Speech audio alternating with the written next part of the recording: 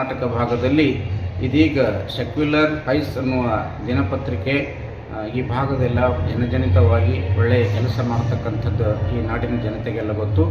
ಈ ಚಾನಲ್ನವರೇ, ಈ ಪತ್ರಿಕೆಯವರೇ ಇನ್ನೊಂದು ಸೆಕ್ಯುಲರ್ ಐಸ್ ಅನ್ನುವ ಒಂದು ಚಾನಲ್ ಕೂಡ ಪ್ರಾರಂಭ ಮಾಡ್ತಕ್ಕಂಥದ್ದು ಈ ಭಾಗದ ಒಂದು ಪುರೋಭಿವೃದ್ಧಿಗೆ ಸಾಕ್ಷಿ ಅಂತ ನಾನು ಭಾವಿಸ್ಕೊತೇನೆ.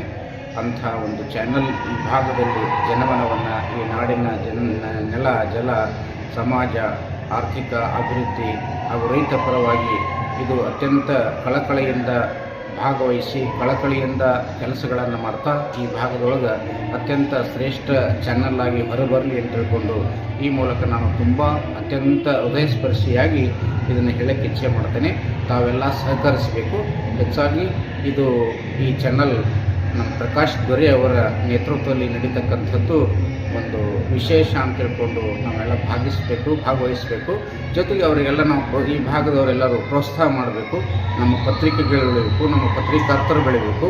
ಆ ಪತ್ರಿಕೆ ಮುಖಾಂತರ ಸಮಾಜ ಕಲ್ಯಾಣ ಯಥಾ ರೀತಿ ಈ ಭಾಗದೊಳಗೆ ಸಕ್ರಿಯವಾಗಿ ನಡೀಲಿ ಅಂತ ತಿಳ್ಕೊಂಡು ನಾನು ಅತ್ಯಂತ ಪ್ರೀತಿಯಿಂದ ಹಾರೈಸ್ತೇನೆ.